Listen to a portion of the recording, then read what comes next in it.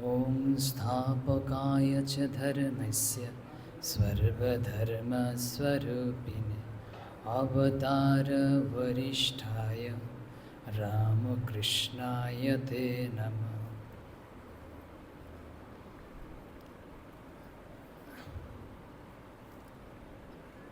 আমাদের ধ্যান বিষয় হচ্ছিল শ্রীরামকৃষ্ণ বলেছেন যে কোথায় ধ্যান করতে হয়, কিভাবে ধ্যান করতে হয়, কখন ধ্যান করতে হয়, কীরূপ স্থানে ধ্যান করতে হয়, কোন বিষয়ের উপর ধ্যান করতে হয়, এসব হচ্ছিল।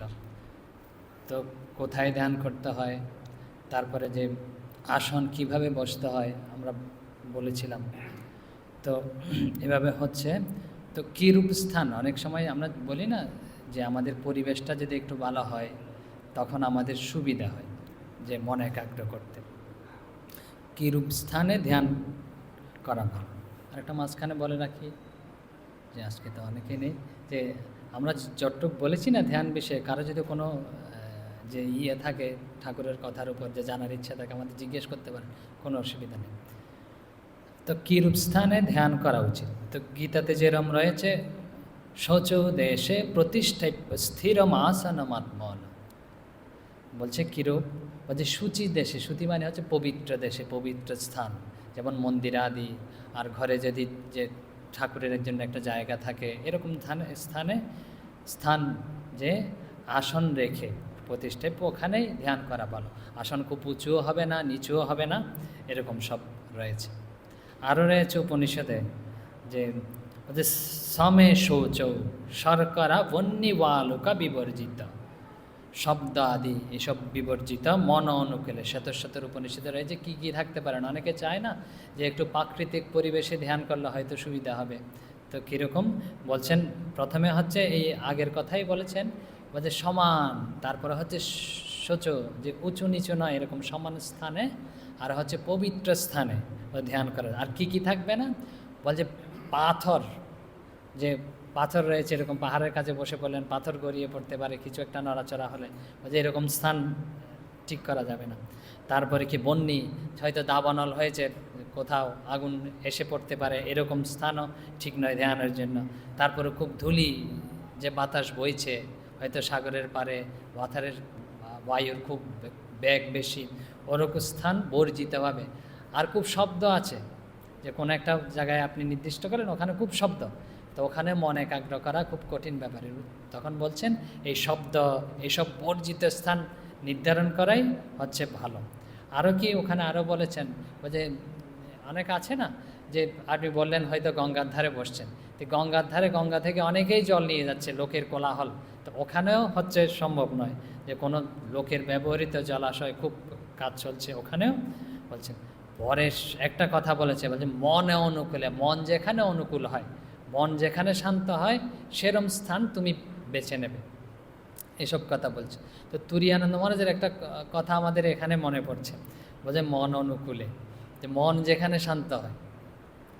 তো এক ব্রহ্মচারী, বুঝতে পারছেন, ধ্যান করবে। এখন খুব একটা সুন্দর, আমরা ভাবি প্রাকৃতিক একটা পরিবেশ হলে খুব ভালো হয়, বাতাস আছে শান্ত, তারপরে একটু ছায়া আছে, তো এরকম। তো ব্রহ্মচারী একটা এরকম প্রাকৃতিক পরিবেশ খুব বেছে নিয়েছে যাতে মনের অনুকূল হয় এরকম। তো ওখানে গিয়ে ধ্যান করতে বসছে। তো বুঝতে পারছেন আজকাল তো সবাই সৌন্দর্য উপভোগ করতে চায়, প্রাকৃতিক সৌন্দর্য। তো ওখানে গিয়ে না এক যে বনভোজনের দল, টিম আর কি গিয়ে উপস্থিত হয়েছে। তো বনভোজনে যেরকম যায় লোকজন, সব রান্না টান্না তো হচ্ছেই, তারপরে গান বাজনাও শুরু করে দিয়েছে, হারমোনিয়াম, তারপরে তবলা নিয়ে। এখন তোর ধ্যান করা সেরেছে, এটা বেছে নিয়েছিল ভালো পরিবেশ, আর সম্ভব হলো না, তো ওখান থেকে উঠে সে চলে গেছে। আরেকজন সাধু এসব দেখছে, তো কোথায় যাওয়া যায়, ও যে এরকম লোকের যাতে হাঙ্গামা কম থাকে, লোকের ভিড় যাতে কম থাকে, এরকম আমাকে বিরক্ত করবেন এরকম জায়গায়, তো এক গুহার মতো জায়গায় সে বেছে নিয়েছে। তো ওখানে এরকম ধ্যান করতে বসছে। এখন ধ্যান করতে বসছে, একদম কোনো শান্ত পরিবেশ, কোনো লোকজন ওখানে নেই।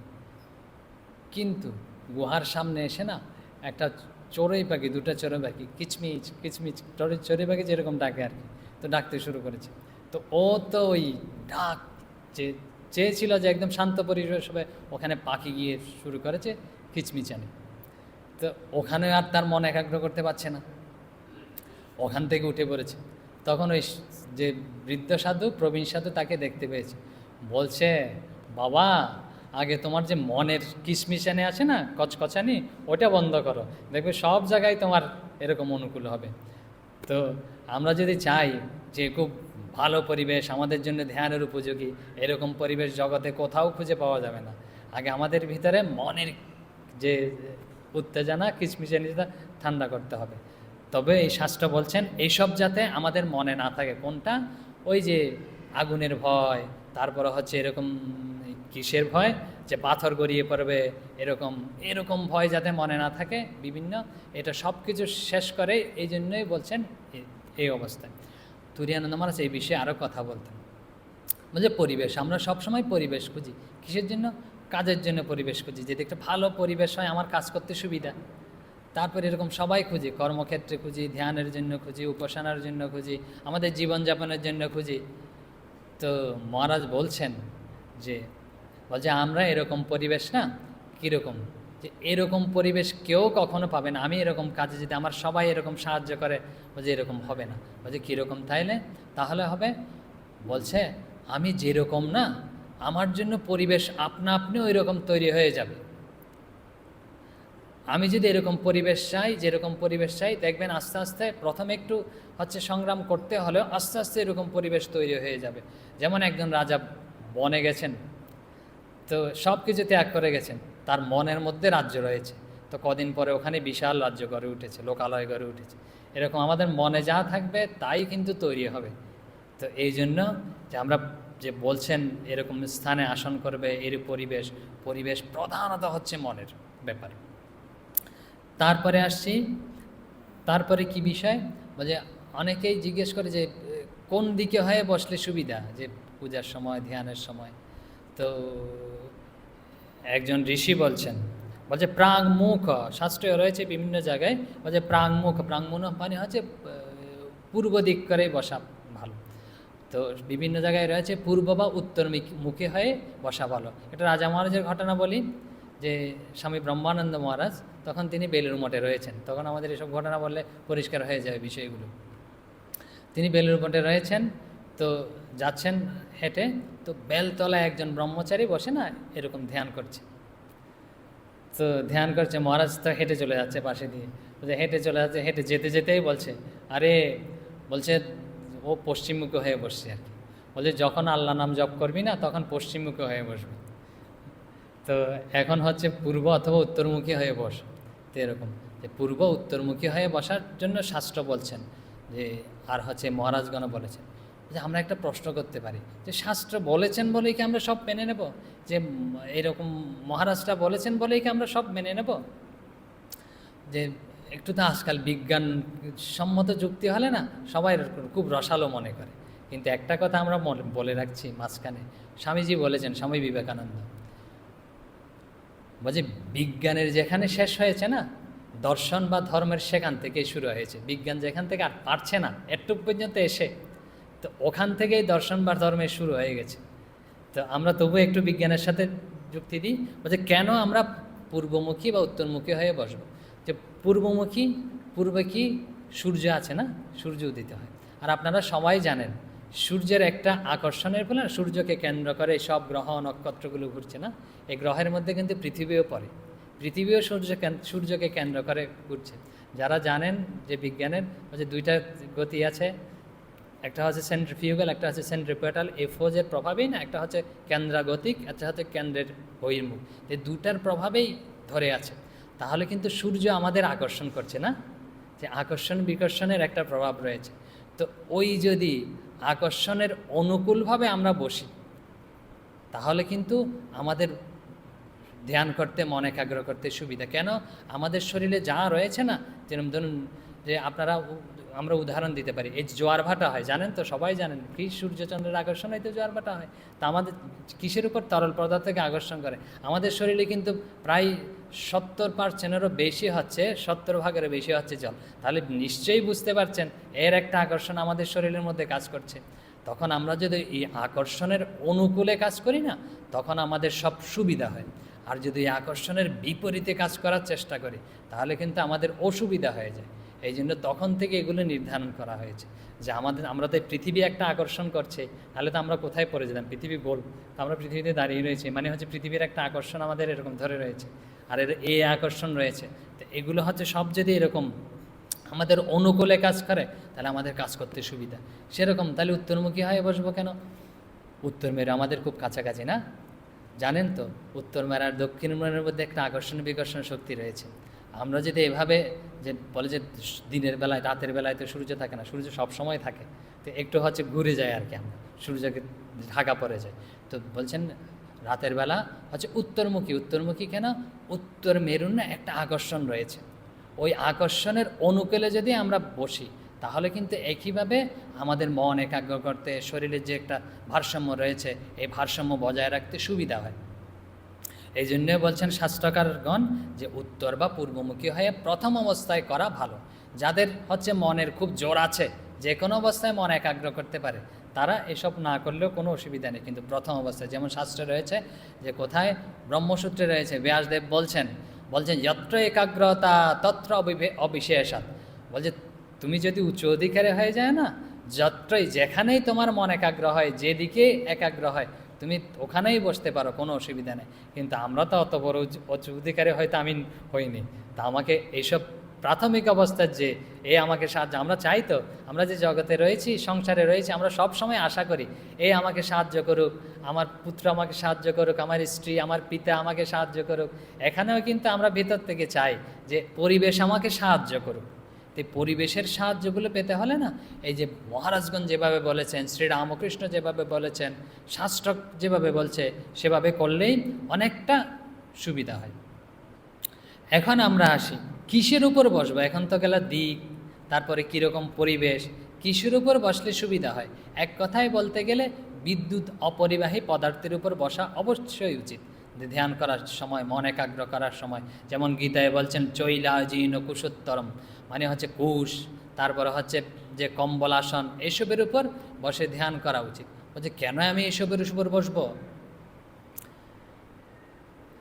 আমরা হয়তো পূর্বে বলেছিলাম যে আমরা যখন বসি না, আমাদের যে যে চলছে যে ওঝা, তারপরে হচ্ছে যেটাকে বলে ওঝা শক্তি, যে আমাদের শক্তি প্রবাহ চারিদিকে এরকম চলছে এবং এটা কেন্দ্রীভূত করার আমরা চেষ্টা করছি। যে বলছে দেখেছেন দেবীদের পেছনে একটা এরকম জ্যোতি টতি দেখায়, এরকম দেখায়, তো আমরা বলছি দেবীদের পেছনে, দেবতা দেবীদের পেছনে এটা কি আবার? বলছে ওইটা হচ্ছে ওদের হচ্ছে ক্ষেত্র। যে আপনি যে বসে আছেন, আপনার একটা কিন্তু ক্ষেত্র তৈরি হয়ে আছে, বুঝতে পেরেছেন? বুঝতে পারেন আর না পারেন, একটা ক্ষেত্র তৈরি হয়ে গেছে, একটা প্রবাহ, শক্তি প্রবাহ কিন্তু চারিদিকে চলছে। আমরা বলেছিলাম বসার সময় হাত যোগ করে, পা যোগ করে বসার জন্য, যাতে শক্তি প্রবাহটা ঠিক ঠিক হতে পারে, সংযোগ থাকতে পারে, সংযোগ বিচ্ছিন্ন না হয়। এখন যদি আমরা সংযোগ রেখে বসি, আর যদি এটা যদি ভূমিতে বসি, তাহলে কিন্তু এটা আর্থ হয়ে যাবে। যেমন বিদ্যুৎ যদি আর্থ হয়ে যায় না, সব হচ্ছে চলে যায়, মানে হচ্ছে কেন্দ্রীভূত হতে পারবে না। আমরা যদি এরকম যে বিদ্যুৎ অপরিবাহী পদার্থ গ্রহণ না করি, তাহলে আমাদের শক্তি প্রবাহটা কিন্তু চলে যাবে, আমরা এক জায়গায় করতে পারবো না। এই জন্য বলছেন এই যে কম্বলাসন, কুশ, এসব হচ্ছে বিদ্যুৎ অপরিবাহী পদার্থ, এসবের উপর বসে জপ ধ্যান করা উচিত। কেন? আমাদের শক্তিটা যাতে কেন্দ্রীভূত হতে পারে। আরেকটা বলি, তা হচ্ছে একটা আসন রয়েছে ধরুন পরিবারে, ওই আসন আমরা সবাই ব্যবহার করছি, হয়তো 10 জনেই ব্যবহার করছি, এরকম করা যত সম্ভব পারা উচিত না। যার যার নিজের একটা আসন থাকা উচিত। কেন? আমার একটা নিজের হচ্ছে কম্পন রয়েছে, নিজের একটা হচ্ছে সব রয়েছে ব্যক্তিগত, ওটা কিন্তু সব সময় আমার মধ্যে কাজ করছে, যেটাকে আমরা শাস্ত্রীয় ভাষায় বলি সংস্কার।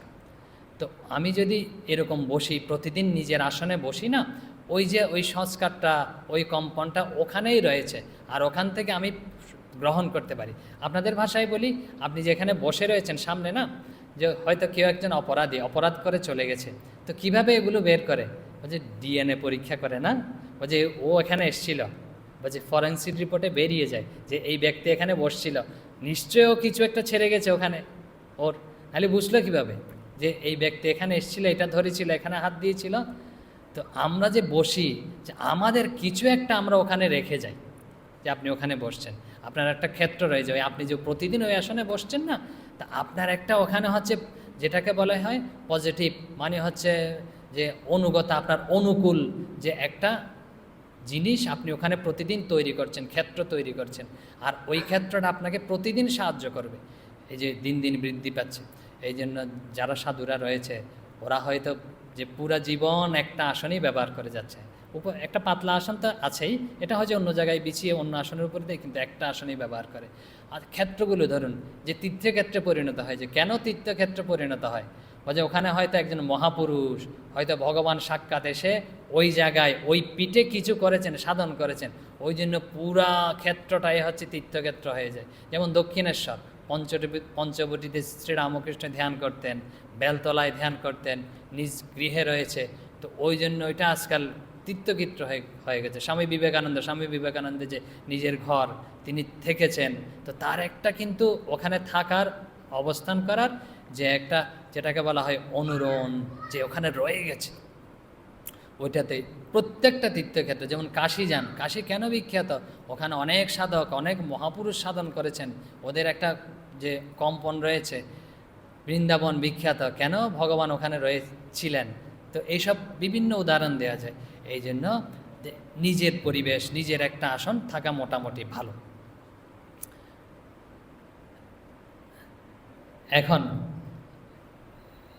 যে ব্যাসদেবের একটা কথা, যে তুরীয়ানন্দ মহারাজ বলছে সমুদ্রে শান্ত কল্লোলে স্নাতুমিচ্ছতি দুর্মতি। বলছে এরকম সবসময় আমাদের যে অনুকূল পরিবেশ, সবাই একটু আগেই বলেছি, এই কথাটা মনে পড়লো বলছিলাম যে সমুদ্র কখন শান্ত হবে, সমুদ্রে গেছেন তো, সমুদ্রের ঢেউটা শান্ত হবে, আমি তারপর স্নান করব। ওর স্নান করা হয়েছে আর কি, ও দাঁড়িয়ে দাঁড়িয়ে দেখছে তীরে দাঁড়িয়ে সমুদ্রে এত বড় বড় ঢেউ এরকম গর্জন দিয়ে দিয়ে আসছে, তো ভয় পাচ্ছে, স্নান হবে না এখন, যে সমুদ্রের ঢেউটা শান্ত হবে, পুকুরের মতো হবে, তারপরে সে স্নান করবে। ওর স্নান করা হয়েছে আর কি, বুঝতে পেরেছেন? এই যে তুরীয়ানন্দ মহারাজ যেমন বলেছেন যে পরিবেশ আমরা সবসময় খুঁজতে থাকি, এই পরিবেশ আমাদের 100% অনুকূলে কখনো আসবে না। যেরকম পরিবেশ ওই রকম পরিবেশে আমাদের মানিয়ে নিয়ে করতে হবে। এখন কোথায় করতে হবে, আসন মোটামুটি হয়েছে, এরপরে আমরা আসি যে কখন করলে সুবিধা। আমাদের তো বিভিন্ন জনের বিভিন্ন কাজ থাকে, আর হচ্ছে কোন সময় করলে আমাদের মনটা একাগ্র হবে খুব বেশি। শ্রীরামকৃষ্ণের কথাই সরাসরি চলে যাই আমরা। শ্রীরামকৃষ্ণ বলছেন যে ঠাকুর বলছে প্রত্যুষে ও শেষটাতে ধ্যান করা ভালো, আর বলছেন প্রত্যহ সন্ধ্যার পরে। বলছে প্রত্যুষে একদম ভোরবেলা হচ্ছে, আর হচ্ছে শেষটাতে এইরকম ধ্যান করা ভালো। ব্রহ্ম মুহূর্ত অনেকে বলে থাকে, সবাই বলে থাকি আমরা ব্রহ্ম মুহূর্তেও ধ্যান করা। ব্রহ্ম মুহূর্ত কেন বলছে সূর্য কখন, বলছে সূর্যোদয়ের ঠিক 48 মিনিট পূর্ব থেকে ব্রহ্ম মুহূর্তে শুরু হয়। ওই ব্রহ্ম মুহূর্তে প্রত্যুষে ভোরবেলা শেষ রাতে ধ্যান করা ভালো, আর হচ্ছে সন্ধ্যার পর। এই সময়টা কেন নির্ধারণ করা হয়েছে সন্ধ্যা? সন্ধ্যা মানে বুঝতে পারছে, সন্ধ্যা মানে হচ্ছে সন্ধি, যুক্ত হওয়া। বলছে কীরকম, রাত আর দিন। বলছে ভোরবেলা কীরকম, বলছে রাত শেষ হচ্ছে আর দিন আসছে। দিন আসা মানে কি, দিন কিভাবে হয়, বলছে সূর্য উদয় হলে তো দিন হয়। কিভাবে, বলছে সূর্যটা যখন উদয় হয় না, আলো হতে থাকে, আর আলোটা কি করে, সূর্যোদয়ের সাথে সাথে ওই অন্ধকারটাকে না সূর্যের সাথে আলোর সাথে সাথে একীভূত হয়ে যায়। অন্ধকারটা ধরতে গেলে ধরুন গ্রাস করে ফেলে, একীভূত নিজের মধ্যে এরকম অ্যাবজর্ব করে নেয় সূর্যের আলো অন্ধকারটা, তখন অন্ধকার দূর হয়ে যায়, আলো হয়। এটার সাথে কি সম্পর্ক, আমাদের সন্ধি মানে কি জানেন? সন্ধি মানে হচ্ছে যেরকম যোগ করা, তো কিসের সাথে কিসের সন্ধি করা, বলছে পরমাত্মার সাথে এই জীবাত্মার সন্ধি, ভগবানের সাথে আমাদের ভক্তের সন্ধি। যে ভগবানের সাথে ভক্ত হচ্ছে, ভগবান হচ্ছে বিশাল সূর্য, পরমাত্মা হচ্ছে বিশাল সূর্য, একদম আলোকিত চৈতন্য, নিজেই নিজে প্রকাশিত হচ্ছে। আমরা সেই প্রকাশের মধ্যে যখন ঢুকে পড়বো না, একীভূত হয়ে যাব, তখন তার সাথে একীভূত হয়ে পড়বো, তখনই আমাদের প্রকৃত যে স্বরূপ বলবো, আমাদের প্রকৃত সত্তা প্রকাশিত হবে, প্রকৃত আনন্দ অনুভব করব। এই জন্য বলছে সন্ধিক্ষণে ধ্যান করা ভালো। যে সন্ধিক্ষণ কেন, এই যে ভোরবেলা, তারপর হচ্ছে সূর্য যে উদয় হচ্ছে, তারপর হচ্ছে রাত চলে যাচ্ছে, আর হচ্ছে দিন চলে যাচ্ছে, তারপর রাত আসছে, এইসব সময় শ্রীরামকৃষ্ণ বলছেন ধ্যান করা ভালো। এখন তো পেলাম আমরা ধ্যানের সময়, তারপর কোথায় বসে ধ্যান করব, কীরম পরিবেশে ধ্যান করব। এখন ধ্যান যে করব না, কিসের উপর ধ্যান করব, কাকে ধ্যান করব? আমাদের শাস্ত্রকারগণ খুব উদার, বলছে কাকে ধ্যান করব? পতঞ্জলি বলছেন যথাভিমত ধ্যানাদ্বা, বলছে তোমার যেরকম অভিমত, তোমার যেরকম রুচি, সে যে কোনো বিষয়ের উপর তুমি ধ্যান করতে পারো। বলছে তোমার যেরকম রুচি না, রুচি অনুযায়ী যথা অভিমত, তোমার যেরকম অভিমত, যেরকম রুচি, সেই বস্তুতেই, সেই ব্যক্তিকেই তুমি ধ্যান করতে পারো। আমাদের এরকম অনেক ব্যক্তি, অনেক বস্তু রয়েছে, যে দুর্গা, কালী, বিভিন্ন, তারপর অবতার পুরুষগণ রয়েছে, রাম কৃষ্ণ, রামকৃষ্ণ, যে এই বিভিন্ন যা ওম, প্রণব, এইসব যে কোনো বিষয়ের উপর তুমি ধ্যান করতে পারো। এখন আমরা যদি প্রথমেই বলে দিলাম কি কি বিষয়। আচ্ছা, বলছে ভগবান সব জায়গায় রয়েছেন, সবার মধ্যে রয়েছে, তো আমি সব জায়গায় সবার মধ্যে ধ্যান করতে পারি না কেন? বলছে আমি পিতাকে আমি ধ্যান করব, তারপরে হচ্ছে আমি যাকে সবচেয়ে বেশি ভালোবাসি তাকে ধ্যান করব, পুত্রকে ধ্যান করতে পারি, মাতাকে ধ্যান করতে পারি। শঙ্করাচার্যের একটা খুব সুন্দর কথা আছে, ওইটা একটু উল্লেখ করি আমরা। বলছে কীরকম? আচার্য শঙ্কর বলছেন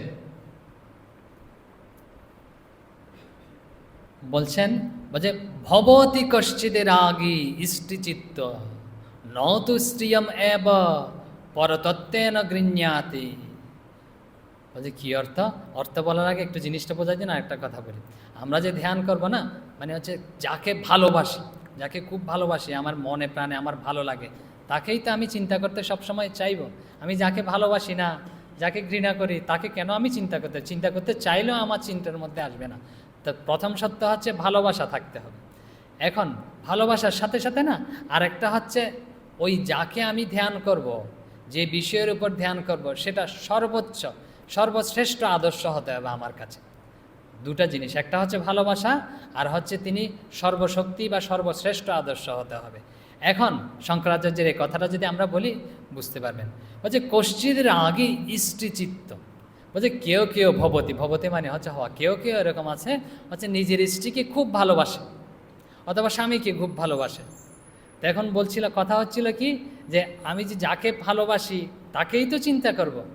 তো এখন আমার স্ত্রীকে, আপনাদের স্ত্রীকে আপনারা ভালোবাসতে পারেন, যে পিতাকেও কেউ যদি খুব বেশি ভালোবাসেন, পিতাকেও ধ্যান করতে পারেন সেই অনুযায়ী ভালোবাসা থাকলে। তো আচার্য বলছেন কশ্চিৎ রাগে স্ত্রী চিত্ত, কেউ কেউ হচ্ছে এরকম স্ত্রী চিত্ত আছে, স্ত্রীকে খুব ভালোবাসে, তাহলে স্ত্রীর উপর ধ্যান করতে পারে। বলছেন নতু, বলছে এরকম পারে না। বলছে স্ত্রিয়ম এব পরত্বেন গৃহ্যাতি। বলছেন খুব সুন্দর কথা, বলছেন স্ত্রীকে ভালোবাসে ঠিক আছে, বলছে স্ত্রীকে সর্বশ্রেষ্ঠ বলে তিনি গ্রহণ করেন না। বলছে সর্বশ্রেষ্ঠ বলে গ্রহণ করেন না। বলছে ন গৃহ্যাতি, পরত্বে মানে হচ্ছে সর্বশ্রেষ্ঠ বলে তিনি গ্রহণ করেন। আমাদের কথা ছিল বলছে ভালোবাসা থাকতে হবে, সর্বশ্রেষ্ঠ হতে হবে নিজের কাছে, কিন্তু অনেকে তো স্ত্রীকে সর্বশ্রেষ্ঠ বলে। বলছে কাকে গ্রহণ করে? বলছে কিংতর্হি, বলছে তাহলে কাকে গ্রহণ করে? বলছে রাজনং, বলছে রাজাকেই, নিজের যে রাজ্যের রাজাকেই সর্বশক্তিশালী, সর্বশক্তি শ্রেষ্ঠ বলে গ্রহণ করে। তিনি খুব শক্তিশালী, আমাকে যে কোনো মুহূর্তে যে কোনো কিছু করে দিতে পারেন। তো বলছে দুই জিনিস হয়ে গেল, তাহলে তো দুটো একসাথে আসলো না। বলছে দুটো একসাথে হতে হবে, ভালোবাসা এবং সর্বশ্রেষ্ঠ মনে করা। এখন বলছে কাকে আমরা তাহলে ভালোবাসবো, সর্বশ্রেষ্ঠ মনে করব? বলছে যিনি সব কিছু করতে পারেন। বলছেন কি, কর্তুম অকর্তুম অন্যথা কর্তুম সমর্থ। বলছে তিনি সব করতে পারেন, আবার যা হচ্ছে, যা করা হবে তা আবার অকর্তুম মানে হচ্ছে নিষিদ্ধ করে দেবেন, মানে করব না এরকম। তারপরে কি বলছেন, অন্যথা কর্তুম, যা ঘটার কথা তা না করে না, বিপরীতটাও করতে পারে। বলছে এরকম কার সামর্থ্য আছে? বুঝতে পারছেন কার সামর্থ্য আছে? ভগবানের এরকম সামর্থ্য আছে, তিনি সব করতে পারেন, তারপরে হচ্ছে আবার নাও করতে পারেন, আবার অন্যতাও করতে পারেন, বিপরীতটাও করে দিতে পারেন। তাহলে হচ্ছে ভগবানের ধ্যান করতে হবে, যে স্ত্রীর ভিতর ভগবান আছে বলা সোজা, যে আমার পিতার মধ্যে ভগবান আছে বলা সোজা, কিন্তু যখন আমরা আরোপ করতে যাই না, কিন্তু তার দোষ ত্রুটি এসব আমাদের মাঝে মাঝে কিন্তু চোখে ভেসে ওঠে। তাই তো দোষ ত্রুটি আমরা দেখতে পাই, তো যেরকম দোষ ত্রুটি দেখা যায় এরকম বিষয়ে তো আমি ধ্যান করতে পারি না, সর্বদা চিন্তা করতে পারি না। বলছে আমাদের শাস্ত্রকাররা বলছেন যে কোনো বিষয়ের উপর ধ্যান করো, ভগবান সব জায়গায় রয়েছে, সবার মধ্যে রয়েছে। এখন যুক্তিবাদী সে বলছে হ্যাঁ ঠিক আছে, আমি যাকে ভালোবাসি তার উপর ধ্যান করব। বলছে না, একটা সমস্যা আছে, তুমি ভালোবাসো যাকে, তারকে ভালোবাসতে পারো মন প্রাণ দিয়ে, কিন্তু কখনো কখনো তার ত্রুটি তো দোষ তোমার চোখে পড়ে, তার দোষ তো তোমার চোখে আসে। আর তুমি কখনো কখনো তো তাকে সর্বশক্তিমান মনে করো না, তিনি সব করে দিতে পারেন তোমাকে, এরকম মনে করো না, তাহলে ওই বিষয়ে চলবে না। এখন বিষয়ে কী হতে হবে, শ্রীরামকৃষ্ণের কথায় আমরা চলে আসি। শ্রীরামকৃষ্ণ একটা খুব সুন্দর কথা বলেছেন। শ্রীরামকৃষ্ণ বলছেন তিনি মানুষ হয়ে অবতীর্ণ হন, তখন ধ্যানে খুব সুবিধা। যে ভগবানকে তো আমরা নিরাকার নির্গুণ এরকম ধরতে পারি না, তিনি মানুষ হয়ে যখন অবতীর্ণ হন না, তখন ধ্যানে খুব সুবিধা। মানুষ হয়ে ভগবান কীভাবে অবতীর্ণ হন, রাম কৃষ্ণ রামকৃষ্ণ এসব হয়ে অবতীর্ণ হন। তো ওই অবতার পুরুষগণকে আমাদের ধ্যান করার জন্য খুব সুবিধা বলছেন। আর তাদের শরীর আমাদের মতো সাধারণভাবে তৈরি না। আমাদের শরীর কিভাবে তৈরি, কর্মফল দিয়ে তৈরি। আর তাদের শরীর কিভাবে তৈরি, সমায়া, নিজের মায়ার দ্বারা তিনি নিজের শরীর ধারণ করেছেন। আমাদেরটা তো কর্মফল থেকে হয়েছে। কর্মফল বুঝতে পেরেছেন, আমি এই জন্ম ওই জন্মে আমার পূর্ব জন্মে এই কর্মফল থেকে করেছি। তো এই কর্মফল থেকে হওয়ার কারণে এখানে তম রজ অধিক পরিমাণে আছে এই শরীরে। তাহলে এটা যখন আমরা চিন্তা করব না, আমাদের মন শুদ্ধ হবে না। আর যখন এরা নিজেরা শরীর ধারণ করে, ওগুলো হচ্ছে সত্যপ্রদানা। তো এই জন্য ওইসব শরীরগুলো ধ্যান করলে আমাদের সুবিধা হবে। তো আমরা আজকে এখানে থাকি, বুঝতে পেরেছেন? তো এরপরে আসব যে শ্রীরাম শ্রীকৃষ্ণ শ্রীরামকৃষ্ণ, তারপরে হচ্ছে মহারাজগণের যে উক্তি রয়েছে যে কাকে ধ্যান করব, আমার জন্য কোনটা নির্দিষ্ট, আমার জন্য কোনটা ভালো হবে, এইসব বিষয়ে আমরা পরে আসব।